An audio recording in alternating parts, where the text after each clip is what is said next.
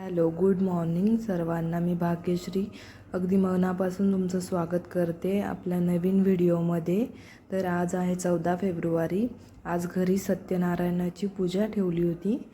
आज आहे आमच्या बाळाचा बड्डे. त्यानिमित्ताने तर पुजारी ब्राह्मण काकांना पूजेचं सगळं साहित्य आणून दिलं आणि ते खूप छान अशी पूजा मांडणी करत होते. काकांनी अगदी 2 तास खूप सुंदर अशी पूजा, खूप डिटेलमध्ये खूप छान असं समजावून सांगितलं. खूप छान पूजा झाली. ब्राह्मण काकांनी पूजेचा अर्थ, पूजा का करावी, कशी करावी असं सगळं व्यवस्थित समजावून सांगितलेलं. आणि कथाही त्यांनी कथा वाचन खूप सुंदर केलेलं आहे. ते तुम्ही नक्की पुढे ऐका व्हिडिओमध्ये.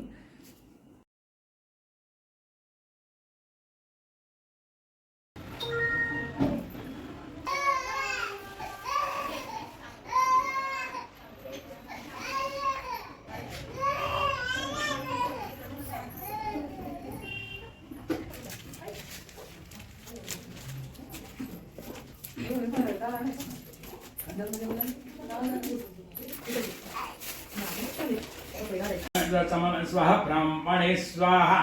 नमस्करोमी. नमस्कार करा. बारकी वाटी आहे, प्रसाद वाट्याला वाट्या आणल्यात का? नसल्या तर मग एका वाटीत या इथं प्रसाद ठेवा.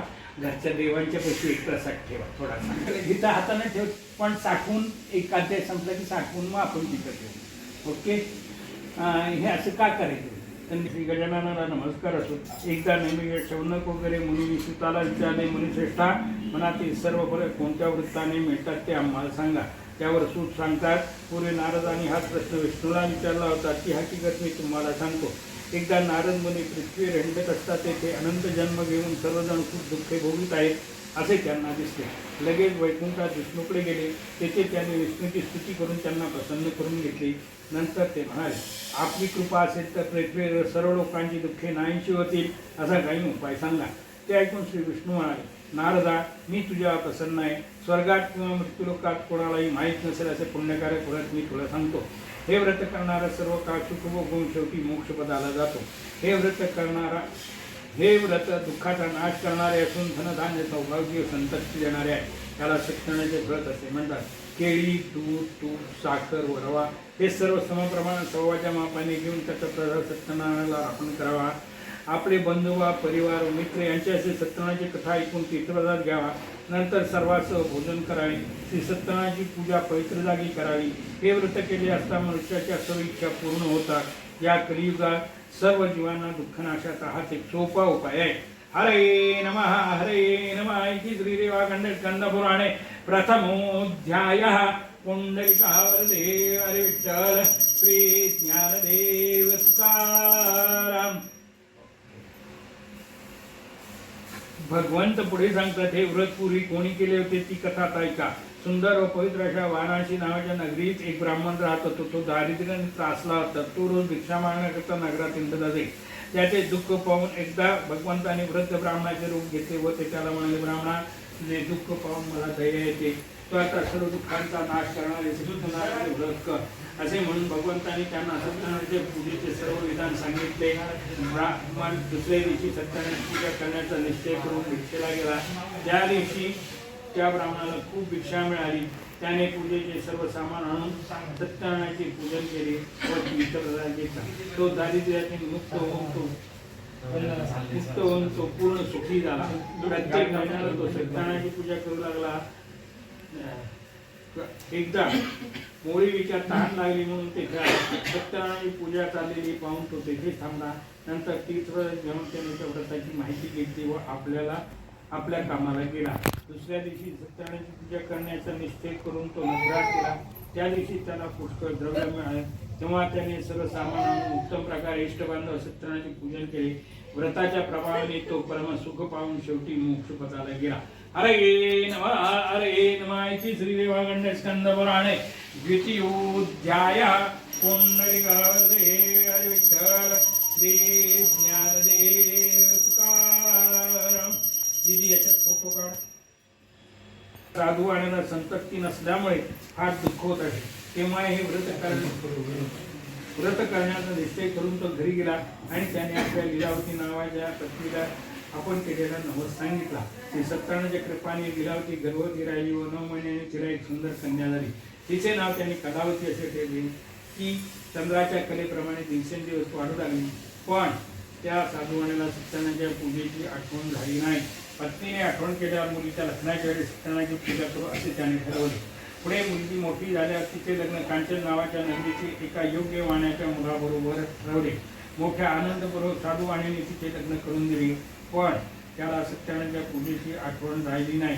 त्यामुळे भगवान श्री सत्यनारायण त्यांच्यावर रागावले. ती हकीकत आता ऐका.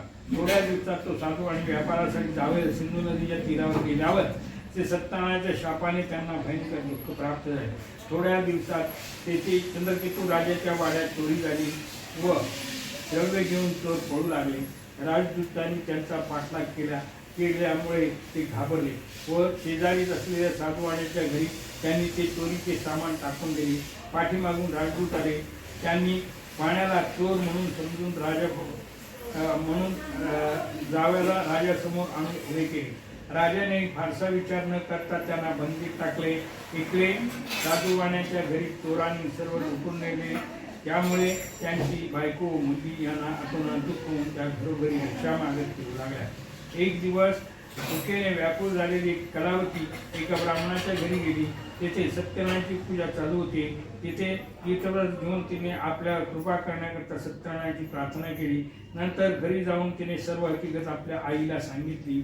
ते ऐकून साधूवाण्याच्या पत्नीला आठवण होऊन तिने सत्यनारायणाचे पूजन केले. हात जोडून ती म्हणाली, भगवंता, पती व जावई यांचे अपराध माफ करून आपण आम्हाला क्षमा करावी. सत्यनारायणाने संतुष्ट होऊन चंद्रकेतू राजाच्या स्वप्नात जाऊन सांगितले, राजा, जे 2 वाणी तू बंदीत ठेवले आहेत त्यांना सकाळी सोडून दे. त्याचप्रमाणे त्यांचे सर्व धनी त्यांना परत देऊन टाक. त्याप्रमाणे सकाळी राजाने सभेमध्ये ते स्वप्न सांगून त्या 2 वाण्यांना समोर आणले व तो त्यांना म्हणाला, वैश्यो, तुमच्या दैवयोगाने तुम्हाला पुष्कळ दुःख भोगावे लागले. आता तुम्ही सुखाने आपल्या घरी जा. असे सांगून त्यांना वस्त्रे व अलंकार देऊन त्यांचा गौरव केला. त्यांचे सर्व धनी त्यांना परत दिले. साधूवाण्याने व त्या जावयाने राजाला नमस्कार केला व आपल्या नगरात जाण्याची ते तयारी करू लागले. अरे नमः इति श्रीदेवाखंड स्कंद पुराणे तृतीयोऽध्यायः. पुंडलिकावदेव विठ्ठल श्री ज्ञानदेव तुकाराम.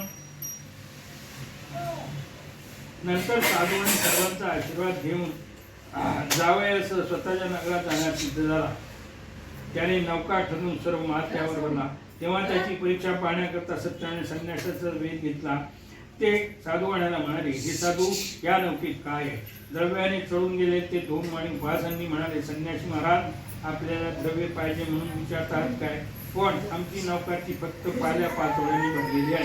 हे असत्य भाषण ऐकून भगवान वेळेस म्हणाले, तुझे म्हणणे खरे हो.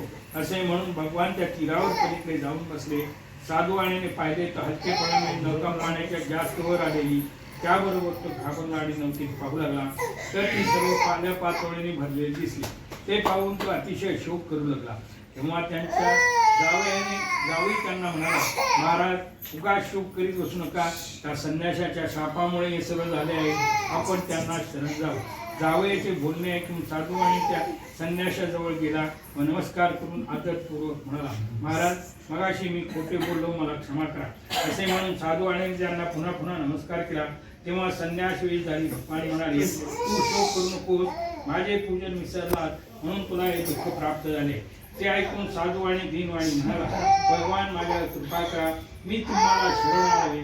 त्या प्रसन्न इच्छेवर साधू वाण्याला देऊन भगवान मुक्त झाले. नंतर साधू आणि नौकेवर जाऊन बसतो. तो नौका पूर्ण द्रव्याने भरलेली दिसली. तेव्हा साधू आणि मित्रासोबत जावे सत्यनारायणाची यथासांग पूजा केली. नंतर नौका पाण्यात लोटून तो घरी जाण्यास निघाला. त्याच्या नगराच्या जवळ तीरावर आल्यावर त्याने एक दूत घरी पत्नीला कळवण्याकरता पाठवला. दूताने सांगितलेले वर्तमान ऐकून साधू वाण्याची पत्नी पतिदर्शनासाठी बंदरात आली. जाताना मुलीला सत्यनारायणाची पूजा कर तसे सांगून ती घाईने गेली. आईने सांगितल्याप्रमाणे कलावतीने श्री सत्यनारायणाची पूजा केली.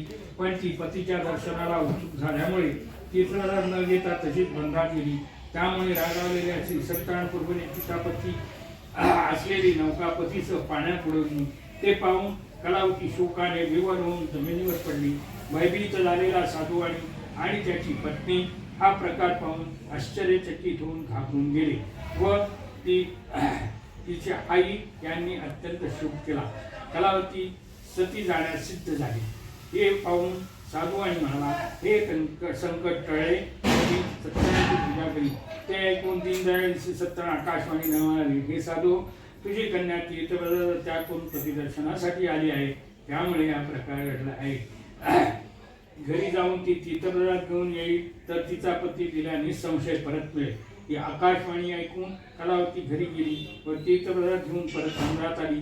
तोच तिचा पती सृजनासह तिच्या दृष्टीस पडला. मग ते सर्वजण अतिशय आनंदी होऊन घरी गेले. नंतर तो साधू आणि प्रत्येक पौर्णिमेला संक्रांतीला सत्यनारायणाची पूजा करू लागला. या लोकी तो सुखी झाला व शेवटी मोक्षपदाला गेला. हरये नमः हरये नमः इति श्रीदेवाखंड स्कंदपुराणे चतुर्थोऽध्यायः. पुंडलिका वरदे हरि विठ्ठल श्री ज्ञानदेव तुकाराम.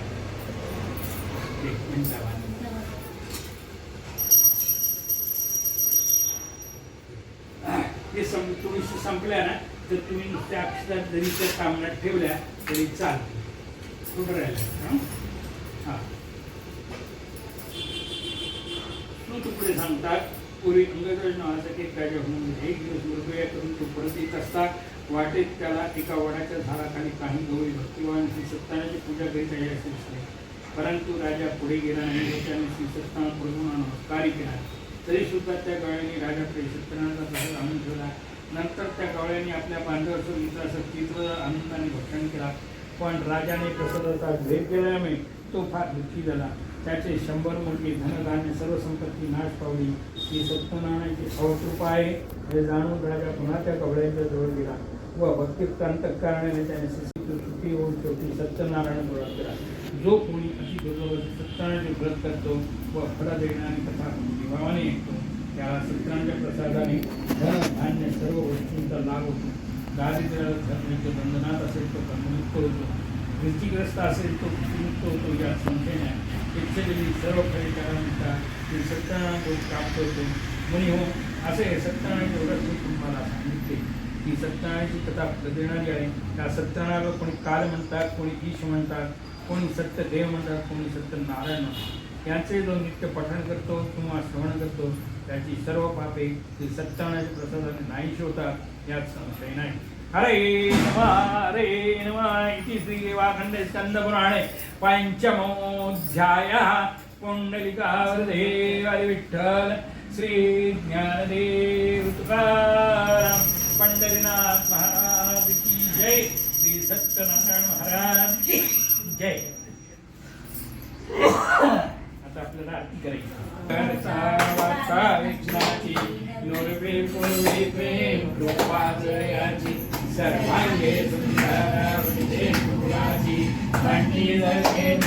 मुक्ता मंगलमूर्ती ओटी मंगलमूर्ती दर्शन मात्रे मात्रे मानस कामना पूर्ती जय देव शंकर शोभे सगळ्यांनी उठा.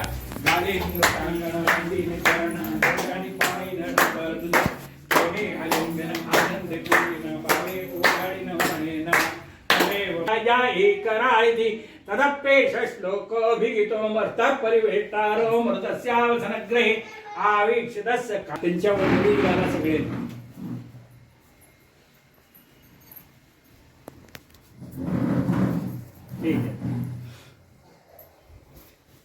वरती तामनात ठेवून द्यायची आहेत अशी सगळी. एकदंताय विद्महे वक्रतुंडाय धीमहि तन्नो दन्तिः प्रचोदयात्. महालक्ष्मीच्या विद्महे विष्णुपदाय नाही.